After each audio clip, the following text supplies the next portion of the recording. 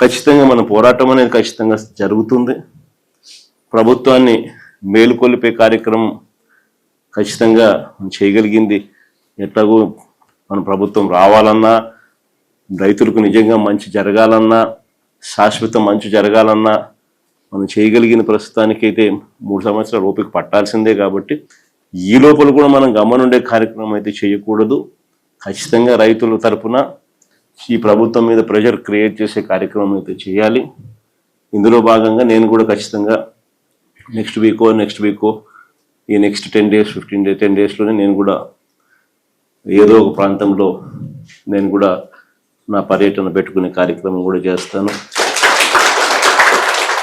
చేసుకొని ఇది ఈ మాదిరిగా ఇంక ప్రెజర్ పెట్టే కార్యక్రమం బిల్డ్ చేస్తా పోవాల్సింది.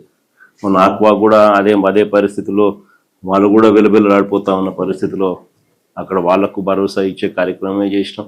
అక్కడ కూడా సేమ్ సిండికేట్ ప్రాబ్లం. అక్కడ కూడా మార్కెట్లో రేట్లు క్రాష్ చేయడానికి కోసం వీళ్ళంతా సిండికేట్ అయిన పరిస్థితులే కనిపించి అక్కడ కూడా రైతులకు భరోసా ఇస్తూ గట్టిగా సిండికేట్ బ్రేక్ చేసే ప్రయత్నం చేస్తున్నాం. ఇప్పుడు కూడా అదే పరిస్థితిని మళ్ళీ ఇక్కడ కూడా కొనసాగిస్తాం.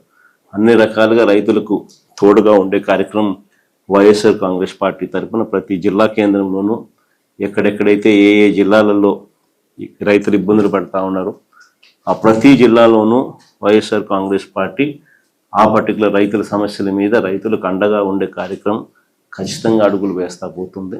మొత్తం పొగాకు రైతులందరికీ కూడా జరుగుతూ ఉన్న పరిస్థితులు ఏ మాదిరిగా ఉందన్న మెసేజ్ రాష్ట్ర వ్యాప్తంగా కూడా పంపించే కార్యక్రమం కూడా చేసే ప్రయత్నంలో భాగంగా అక్కడ చేస్తాం.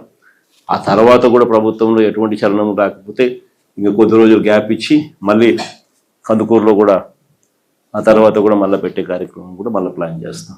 అంటే ఖచ్చితంగా ఈ ప్రభుత్వం నిద్ర నటిస్తూ ఉన్న ప్రభుత్వం కాబట్టి నిద్రపోయే వాళ్ళని లేపొచ్చు, కానీ నిద్ర నటిస్తూ ఉన్నప్పుడు లేపడం కష్టం.